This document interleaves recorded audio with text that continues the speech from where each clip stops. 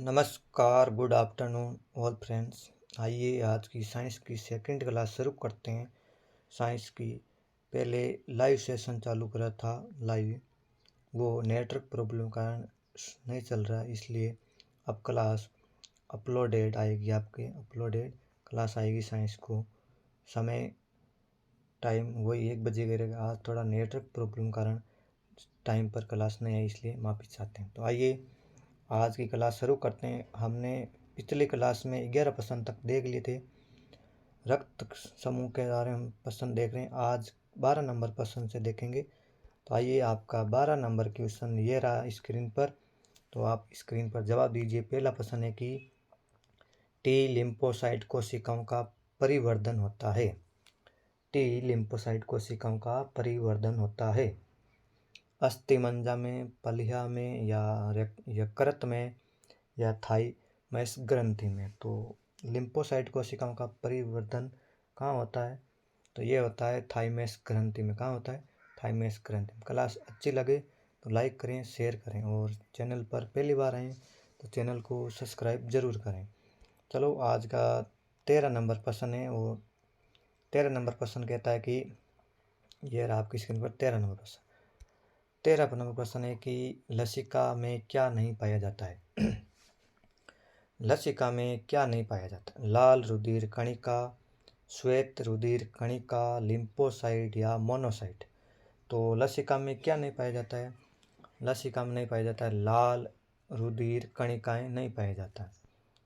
अगला प्रश्न 14 नंबर प्रश्न है कि मानव रक्त के लिए कौन सा समूह सर्वाधिक दाता होता है? मानव रक्तदान के लिए कौन सा समूह सर्वाधिक दाता होता है? ए समूह का, ए बी समूह का, ओ समूह का, या ए समूह का? तो कौन सा होता है? ओ समूह का सर्वाधिक दातार होता है, और ए बी सर्वाधिक ग्रहण दातार होता है। अलग 15 नंबर प्रश्न है आपका कि निम्न में से कौन सा रक्तदान संभव नहीं? कौन किसको रक्त संभव नहीं दे सकता? A to B, A to A B, या बी टू ए बी, या ओ टू बी। तो कौन सा नहीं दे सकता? ये नहीं दे सकता, ए टू बी किसी को आपस में रक्तदान नहीं दे सकते। अगला प्रश्न 16 नंबर 16 नंबर प्रश्न है कि रक्त समूहों की खोज किसने की? एलेक्जेंडर फ्लेमिंग ने, विलियम्स हॉर्वेन ने, रॉबर्ट कोच ने, या कार्ल लैंडर स्टेनर ने? तो किसने की रक्त समूह की खोज? किसने की? कार्ल लैंडर स्टेनर ने रक्त समूह की खोज की। अगला प्रश्न है 17 नंबर प्रश्न है कि रक्तदान के दौरान बढ़ती गई असावधानियों से कौन सा रोग नहीं होता? रक्तदान के दौरान बढ़ती गई असावधानियों से कौन सा रोग नहीं होता है? मतलब कि रक्त के संबंधित कौन सा रोग नहीं है? हेपेटाइटिस बी, मलेरिया, एड्स, या जैकब रोग। तो कौन सा नहीं है? ये मलेरिया नहीं है। अगला प्रश्न है 17 नंबर नहीं, आगे 18 नंबर प्रश्न है कि निम्न में से कौन सा कथन असत्य है?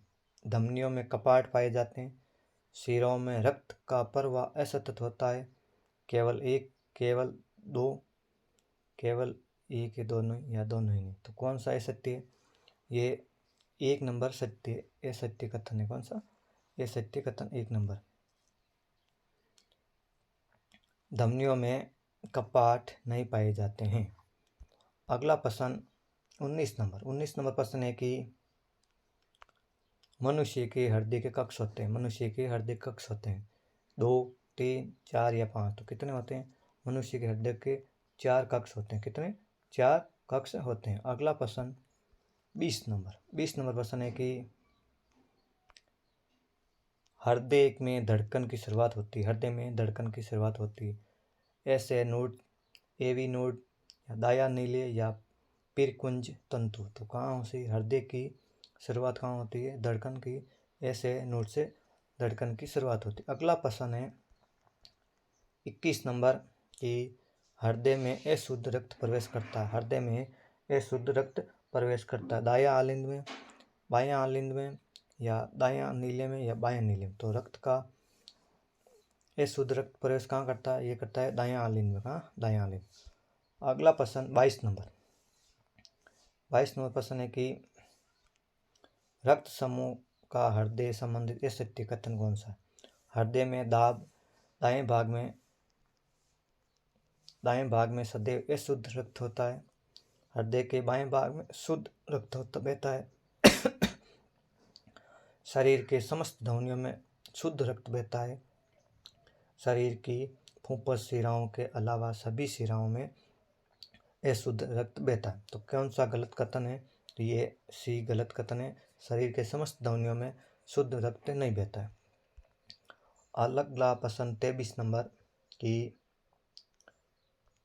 RH की खोज किसने की? RH की खोज किसने की? लैंड स्टेनर व विनर ने, एडवर्ड जेनर ने, या लैंडमार्क ने, या विलियम कोच ने। तो RH की खोज किसने की? लैंड स्टेनर व विनर ने RH की खोज की। अगला प्रश्न है 24 नंबर प्रश्न है कि पादपों में जल परिवहन उनके ऊतक के माध्यम से होता है। पादपों में जल का परिवहन कौन से ऊतक के माध्यम से होता है? फ्लोएम, जाइमल, मर्दूतंत्र या द्रोणक तक। तो कहाँ से? जाइलम से परिवहन ऊतक के माध्यम से होता है। अगला प्रश्न लास्ट आज का 25 नंबर प्रश्न है कि सामान्य व्यक्ति का रक्तदाब होता है 120/80 mmHg, 80-120 mmHg, 120 से 80 mm या 80 से 120 mm। तो सामान्य व्यक्ति का रक्तदाब कितना होता है? 120 80 से mmHg। तो ये थी आज की साइंस की 13 क्वेश्चन की सीरीज। कैसी लगी क्लास? अच्छी लगी तो लाइक करें, शेयर करें। चैनल पर पहली बार आएँ तो सब्सक्राइब जरूर करें। जय हिंद। कल मिलेंगे फिर इसी टॉपिक के साथ 10 या 15 क्वेश्चन के साथ। तब तक पढ़ते रहिए। जय हिंद। शाम को 10 बजे दास्तान जी की क्लास में जुड़ने की कोशिश ज़रूर करें।